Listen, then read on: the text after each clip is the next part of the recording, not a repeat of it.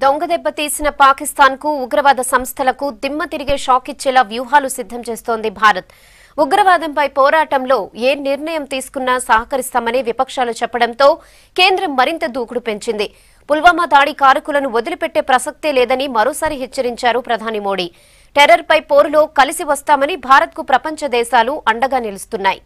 పుల్వామా ఘటనపై సీరియస్ గా ఉన్న కేంద్రం యాక్షన్ ప్లాన్ సిద్ధం చేసింది. ఢిల్లీలో హోం, రక్షణ, విదేశాంగ శాఖల ప్రతినిధులు కార్యాచరణలో బిజీగా మారారు. ద్వైత్వపరంగా పాక్ను ఏకాకిని చేస్తూనే సైనిక చర్య దిశగా అడుగులు వేస్తున్నట్లు తెలుస్తోంది. 24 గంటల్లోనే ఉగ్రవాదులకు మూడోసారి వార్నింగ్ ఇచ్చారు ప్రధాని మోడీ. పుల్వామా కారకులను ఎట్టి పరిస్థితుల్లోనూ వదిలిపెట్టబోమని చెప్పారు. భద్రతా బలగాలకు పూర్తి స్వేచ్ఛనిచ్చామన్న ప్రధాని అమరుల కుటుంబాల కన్నీళ్లకు బదులు తీర్చుకుంటామని స్పష్టం చేశారు. आक्रोशित है, एक तरफ देश गुस्से में है तो दूसरी तरफ हर आंख नम है. आपकी आंखों में जो आंसू है उन आंसू का पूरा जवाब लिया जाएगा. ఉగ్రవాదంపై పోరులో కేంద్రానికి మద్దతుగా నిలిచాయి విపక్షాలు. హోంమంత్రి రాజ్నాథ్ సింగ్ అధ్యక్షతన జరిగిన సమావేశంలో దీనిపై తీర్మానం చేశాయి. సాయుధ బలగాలకు స్వేచ్ఛనివ్వాలని సూచించిన విపక్షాలు ఉగ్రవాదం ఏ రూపంలో ఉన్నా ఖండించాలన్నారు. ఉగ్రవాదం విసురుతున్న సవాళ్లను ఎదుర్కొనేందుకు దేశం మొత్తం ఒక్కటిగా ఉందన్నారు. వీలైనంత త్వరగా చర్యలు తీసుకోవాలని కేంద్రానికి సూచించారు. శాంతిని కోరుకునే కశ్మీర్ పౌరులంతా భారత్ వైపే ఉన్నారన్నారు కేంద్ర మంత్రి నరేంద్ర సింగ్ తోమర్.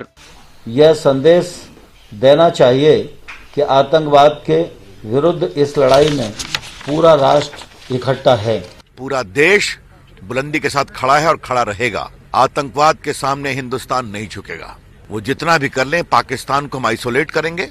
आतंकवाद और उनके प्रश्रय देने वालों के खिलाफ पूरी कार्रवाई होगी. कि हम इस वक्त अपनी सिक्योरिटी फोर्सेस के साथ, आर्मी के साथ, बीएसएफ के साथ, सीआरपी के साथ, सीआरपीएफ के साथ, जम्मू कश्मीर में सिक्योरिटी फोर्सेस के साथ कंधे से कंधा मिलाकर लड़ रही है आतंकवाद के खिलाफ. हम उनके साथ इस वक्त खड़े रहेंगे, मजबूती के साथ खड़े रहेंगे.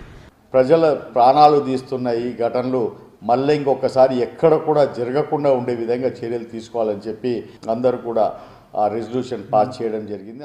జైషే మొహమ్మద్ ఉగ్రవాద సంస్థ చీఫ్ మసూద్ అజహర్ను గ్లోబల్ టెర్రరిస్ట్గా ప్రకటించేందుకు చైనాతో చర్చలు జరపాలన్నారు retired lieutenant general DS Hooda. Masood Azhar విషయంలో చైనా మొండిగా వ్యవహరిస్తోందన్నారు. I think we have to engage China much more on this because that obstinacy in China to try and defend whom we know is a global terrorist. So I think not only China, also engage the UN much more. Pulwama దాడి గురించి తాను చేసిన వ్యాఖ్యలను వక్రీకరించారన్నారు పంజాబ్ మంత్రి నవజ్యోత్ సింగ్ సిద్ధు. ఉగ్రవాదం అనే సమస్యకు శాశ్వత పరిష్కారం కనిపెట్టాలని మాత్రమే తాను చెప్పానన్నారు. जिस डायलॉग की बात की थी कि 70 साल से ये बंद नहीं हुआ, जब कोई पॉलिटिशियन जाता है तो शहर जाम हो जाते हैं. जब 3000 जवान जाता है तो भाई ट्रैकर क्यों नहीं चलता? तो फिर भाई उन जवानों की जो हमारी सुरक्षा के लिए रात दिन लगाते हैं, उनकी सुरक्षा का ध्यान क्यों नहीं रखा जाता? और उसका एक डिमोरलाइजिंग इफेक्ट आता है. क्यों उनको बाय एयर नहीं ले जाया गया? सवेरे 3 बजे से वो चलते ये चिंतन के विषय हैं.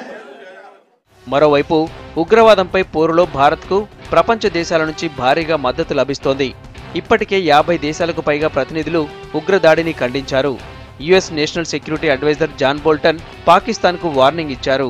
పాక్ భూభాగం నుంచి కార్యకలాపాలు నిర్వహిస్తున్న జైషే మహమ్మద్ సహా ఇతర ఉగ్రవాద సంస్థలను ఏరివేయాలని చెప్పారు. ఎన్ఎస్ఏ అజిత్ దోవల్తో ఫోన్లో మాట్లాడిన జాన్ బోల్టన్ భారత్ చేపట్టే ఆత్మరక్షణ చర్యలను సమర్థిస్తామన్నారు.